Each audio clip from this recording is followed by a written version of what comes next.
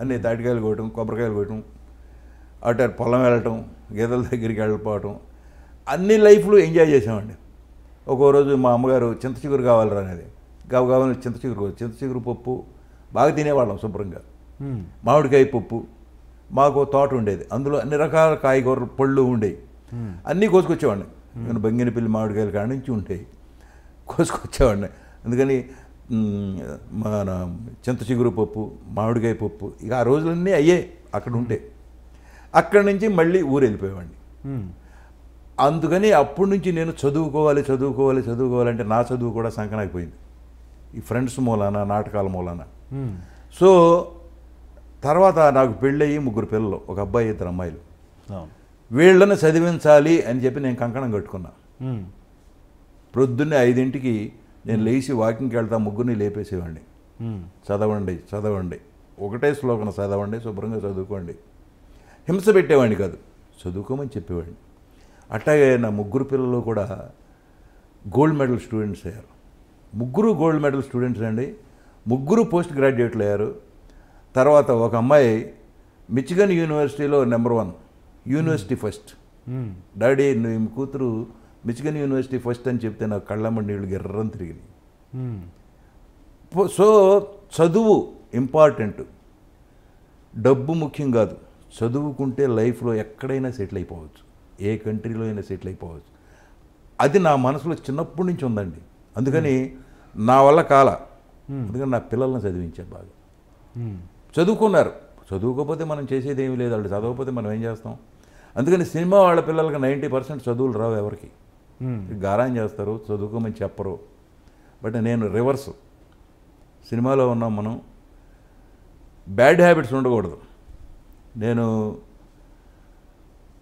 మద్రాసు వచ్చేటప్పుడే మా ఆవిడికి ప్రామిస్ చేసి వచ్చా, సినిమా వాళ్ళు అంటే తాగుతారంట, అమ్మాయిలు అమ్మట తిరుగుతారంట, అక్కడ అన్నీ ఫ్రీ అంట కదా అని అంటే మా ఆవిడికి ప్రామిస్ చేశా, నేను అమ్మాయిల దగ్గరికి వెళ్ళను, తాగను, చాలా అనేది. సరే నమ్ముతున్నాను అంది. అప్పుడు వెళ్ళే నేను. అందుకని అప్పటి నుంచి దేని జోలికి వెళ్ళలేదు. నేను కాఫీ టీ కూడా తాగను, మందు తాగను, సిగరెట్ బీడీ చుట్ట ఏమీ లేవు. టైంకి తినటం, టైంకి ఎక్సర్సైజ్ చేసుకోవటం, డ్యూటీ ఉంటే డ్యూటీ షూటింగ్ ఉంటే షూటింగ్ చేసుకోవటం.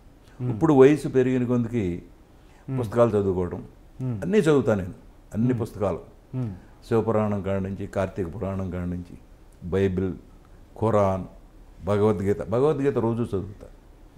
అలా అలవాటు చేసుకున్నా నేను. చదువుకోలేదు కాబట్టి జీవితంలో ఇలా చదువుకోవటం మొదటి.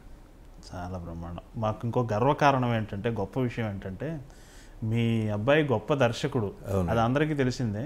కొంతమందికి తెలియదు ఏంటంటే, రవిబాబు గారు మంచి యాడ్ ఫిల్మ్ మేకర్. అవును, బాంబేలో ఇక్కడ చాలా యాడ్స్ చేశారు, ఆయన యాడ్స్కి చాలా అప్రిసియేషన్. అవునండి, అది మేము చాలా గొప్పగా చెప్పుకుంటాం. మీ అబ్బాయి గురించి చెప్పండి సార్. మంచి దర్శకుడు, సెన్సబుల్ దర్శకుడు అని పేరుంది కదా, మీ అభిప్రాయం? వాడి గురించి చెప్పాలంటే, నేను వాడిని సినిమాకి దూరంగా పెంచుదామని, ఎందుకంటే సినిమాలో పడ్డ కష్టాలు నాకు తెలుసు. సినిమా ఈ స్టేజ్కి రావడానికి ఒక రామారావు గారి నీడని నేను పెరిగా, రామారావు గారి మూలానే నాకు ఎంత పేరు వచ్చింది. బట్ మళ్ళీ వాడు ఇంకొకళ్ళ నీడను పెరగడానికి వీల్లేదు, ఇండిపెండెంట్గా పెరగాలి అని చెప్పేసి ఎంబీఏలో జాయిన్ అయ్యాడు. ఎంబీఏలో అమెరికా వెళ్తా అన్నాడు. అమెరికాలో మనకి ఎవరు తెలియదు కదరా, ఎలా వెళ్తామన్నా. నేను వెళ్తాను అన్నాడు. సరే నేను పంపిస్తాను. నువ్వు ఒక్కడే కొడుకు, నేను రుద్దేవాడిని కాదు, నువ్వు ఇంజనీర్ అవ్వు, డాక్టర్ అవ్వు, లేకపోతే ఇది చదువు అని ఎవరిని 3 పిల్లల్ని అనలేదండి నేను. మీకు ఏది ఇష్టమైతే అది చదువుకోండి. అలాగే వాడిని ఎంబీఏలో చేర్పిస్తే అమెరికా వెళ్తాన్నాడు, వెళ్ళాడు. నాకు తెలియదు వాడు యాడ్ మేకర్ అని. అమెరికాలో నెంబర్ ఆఫ్ యాడ్స్ చేశాడు, ఏబీసీ కార్పొరేషన్కి చాలా యాడ్లు చేశాడంట. అవి ఒక రోజు నాకు పంపాడు. ఇదేమిటి, నేను వీడిని చదువుకుంటాడు శుభ్రంగా, ఎక్కడన్నా జాబ్లో చేస్తే హ్యాపీగా ఉంటాడు అని నేను అనుకుంటే, వీడు మళ్ళీ అడు తిరిగి సినిమాకి వచ్చాడంటే. ఒక ఫైన్ మార్నింగ్ మద్రాసు వచ్చేసాడు. మద్రాసు వచ్చేసి నేను మంచి యాడ్లు చేశాను చూడమన్నాడు. చూసా నేను, బాగున్నాయి యాడ్లు, మంచి బ్యూటిఫుల్ టెక్నీషియన్ వాడు. నేను ఆ టెక్నీషియన్ అవుతాడని నాకు తెలియదు అసలు. స్పీల్బర్గ్ దగ్గరికి వెళ్ళి ఈ స్క్రిప్ట్ రాయటం ఏదో అవన్నీ నేర్చుకుని వచ్చాడు. స్టడీ కమ్ కెమెరా ఆపరేషను, ఒక సింగిల్ హ్యాండ్తోనే ఆపరేట్ చేస్తాడు. ఇవన్నీ అని చెప్పి తెలిసిన తర్వాత నేను ఆశ్చర్యపోయా. వీడేంటి, మనం ఏం చదువుకోమన్నాము, ఏం చదువుకున్నాడు, అటు తిరిగి మళ్ళీ సినిమాకి వచ్చాడు. వచ్చి ఒక రోజు అన్నాడు, నేను యాడ్ ఫిలిం ఏజెన్సీ పెడుతున్నానని. మద్రాసులో యాడ్ ఫిలిం ఏజెన్సీ పెట్టాడు. సరే నీ ఇష్టం, నువ్వేం చేస్తానంటే అది చేసుకో అని ఒక ఇల్లు అద్దెకి తీసుకుని, అప్పుడు మా ఈవీవి సత్యనారాయణ గారి ఇల్లు ఉండేది, ఆ ఇల్లే అద్దెకి తీసుకుని అందులో యాడ్ ఫిలిం పెట్టాడు. పెట్టి అక్కడ మంచి మంచి యాడ్స్ చేశాడు. సౌందర్య గారితో, శ్రీకాంత్తో, వెంకటేష్తో ఎన్ని యాడ్లు చేస్తున్నాడు. చేస్తా ఒకరోజు అన్నాడు, నేను ఈ స్మాల్ స్క్రీన్ నుంచి బిగ్ స్క్రీన్కి వెళ్ళాలన్నది డాడీ అన్నాడు. నేను ఎవరి దగ్గరికి వెళ్ళి మీరు డబ్బులు పెట్టండి మా అబ్బాయి పాడు చేస్తాడని చెప్పనరా, నువ్వు సినిమా తీస్తే డబ్బులు వస్తాయో పోతాయో తెలియదు, బట్ వాళ్ళని నేను రిక్వెస్ట్ చేయలేను, నేను అలాంటి పనులు చేయను.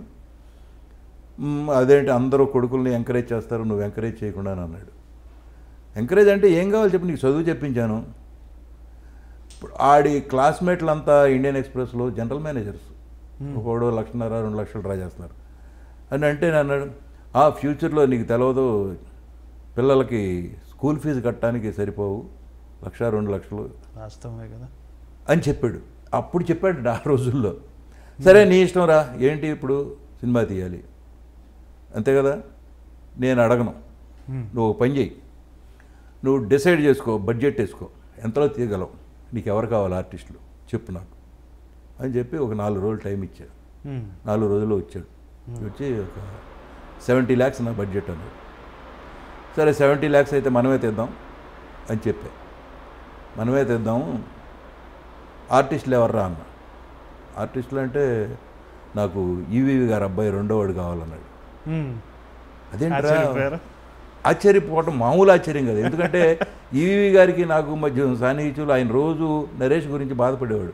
వీడిని ఏం చేయాలయా, నాకేం అర్థం కావట్లేదు, వాడేమో ఆర్టిస్ట్గా పనికిరాడు, ఏం చేయాలి, ఓ పని చేద్దామండి, పెద్ద అబ్బాయి ఎలాగో ఆర్టిస్ట్ అయ్యాడు కదా, వీడిని డైరెక్టర్నో ప్రొడ్యూసర్నో చేద్దాము, మనమే సినిమాలు తెద్దాం మనం బ్యానర్ పెట్టి అని చెప్తూ ఉండేవాడిని నేను. ఇప్పుడు సడన్గా వాడు ఆర్టిస్ట్ అనేది, అదేంట్రా అందరూ వద్దన్నారు, నువ్వు వాడిని ఆర్టిస్ట్ పెట్టుకున్నావు అంటే, నా కథలో క్యారెక్టర్కి అతను యాప్ట్గా సరిపోతాడు, మంచి కామెడీ ఉంటుంది అని చెప్పాడు. సరే నేను ఈవీవి గారికి చెప్పాను, ఎల్లవయ్యా నాకన్నా పిచ్చోళ్ళు దొరకలేదా నీకు జోకులు వేయడానికి అని అన్నాడు ఆయన. కాదండి నిజంగానే తెస్తాడంట వాడు, అడుగుతున్నాడు అంటే, అయితే మొదలెట్టమని నోరు చేశాడు ఆయన. సరే అక్కడి నుంచి వీడు మొదలెట్టడం, వాడే ప్రొడ్యూసరు, బ్యానర్ వాడిదే, అన్ని వాడి పేరుని రిజిస్టర్ చేసి ఛాంబర్లో చేసిన తర్వాత సురేష్ రామానాయుడు గారు అబ్బాయి వీడి కథ విన్నాడు. కథ విని ఏదో చక్కగా ఉంది బడ్జెట్ 70 lakhs అంటే 50% నేను కూడా ఉన్నా అన్నాడు. సరే మళ్ళీ వచ్చాడు వీడు, ఏంటి డాడీ ఇలా అంటున్నాడు అని. ఓ పని చేద్దాంరా, నువ్వు సినిమా తీస్తే ఎవరో కొనరు, ఇమ్మీడియట్గా బిజినెస్ అవుతుంది, ఇది రిలీజ్ చేయలేము మనం, వాళ్ళకి అన్నీ ఉన్నాయి, నెట్వర్క్ అంతా ఉంటుంది, నెట్వర్క్ ఉంది, స్టూడియో ఉంది, ల్యాబ్ ఉంది, రికార్డింగ్ థియేటర్లు ఉన్నాయి, డబ్బింగ్ థియేటర్లు ఉన్నాయి, వాళ్ళది 50% చేయమను, వాళ్ళు 35 వాళ్ళది తీసుకోమను, 35 మనం క్యాష్ పెడదాం, సినిమా తెద్దాం అని చెప్తే సరే ఓకే అని చెప్పి అలా మొదలెట్టి ఆ సినిమా 69 lakhsలోనే కాపీ తీశాడు. వెరీ గుడ్, బాగుంది, సంచలనం. తర్వాత రిలీజ్ చేశారు, బాగుంది సినిమా, మంచి పేరు వచ్చింది.